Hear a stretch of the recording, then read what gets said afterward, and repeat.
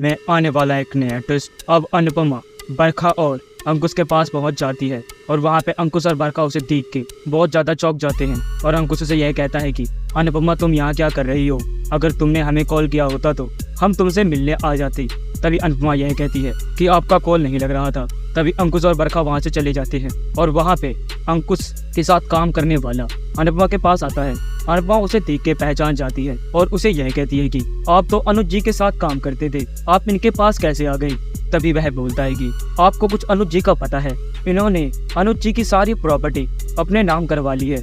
तभी अनुपमा ये सारी बातें सुन के चौंक जाती है और वह यह बताता है कि अनुज जी का कुछ पता भी नहीं है, वह कहाँ चले गए हैं, हमें कुछ भी नहीं पता है और अनुज जी ने इनके नाम प्रॉपर्टी क्यों कर दी मुझे ये तक नहीं पता है।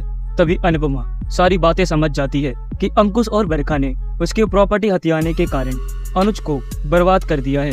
तभी अनुपमा के पास अंकुश और बरखा आ जाते हैं और अनुपमा उनसे यह पूछती है कि अनुज जी कहाँ पर हैं और अनुज कैसे हैं अब। तभी बरखा और अंकुश उससे काफी चीजें झूठ बोलते हैं। तभी अनुपमा भड़क जाती है और उसे यह कहती है कि आपने फिर मुझे पहले झूठ क्यों बोला। तभी वह उसके कंपनी में काम करने वालों को बुलाती है और उससे बताती है कि अब तुम इनके सब सामने सच बोलो। तभी अनुज को अनुपमा को सारी बातें वह बताता है और बरखा और अंकुश के पैरों तले जमीन निकल जाती है और अंकुश अनुपमा से माफी मांगने लगता है और उसे यह कहता है कि अनुपमा मेरे से बहुत बड़ी गलती हो गई, मुझे प्लीज माफ कर दो।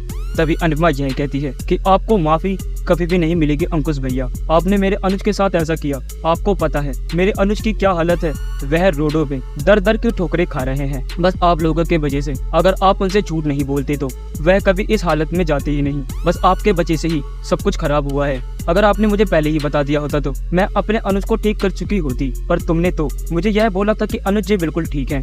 तुम्हें क्या समझ में आएगा कि एक अपनी बाप बेटे को खो दे तो उसका हालत क्या होता है। तभी बरखा यह कहती है कि प्लीज अनुपमा प्लीज हमें माफ कर दो, हम अगली बार ऐसा नहीं करेंगे। तभी अनुपमा यह कहती है कि अगर आपको अगली बार भी मैं ये मौका दूं तो आप ये फिर से यही करेंगे और आपको मैं अगली बार का मौका देने वाली ही नहीं हूँ। आपको मैं बताऊंगी कि आपने कितनी बड़ी गलती की है, आपने अनुज को ऐस हालत में पहुंचा दिया। अगर आपको आद्या नहीं मिली तो आप मुझे सच सच बता देते कि आद्या नहीं मिली है, पर आपने तो झूठ बोला कि आद्या मर चुकी है और अनुज की मानसिक स्थिति खराब हो गई और आपने उसी के कारण अनुज की सारी प्रॉपर्टी अपने नाम करा ली और आज बोला बनने का नाटक कर रहे हो। मैं आपको कहीं का नहीं छोड़ूंगी, आप दोनों को सजा दिलाए बिना मैं चैन की सांसें नहीं लूंगी और मैं अपनी आद्या को कहीं ना कहीं से ढूंढ लूंगी, क्योंकि मेरा दिल कहता है मेरी आद्या बिल्कुल ठीक होगी। आप लोग के वजह से ही कोई भी अपनी फैमिली पे विश्वास नहीं करता है।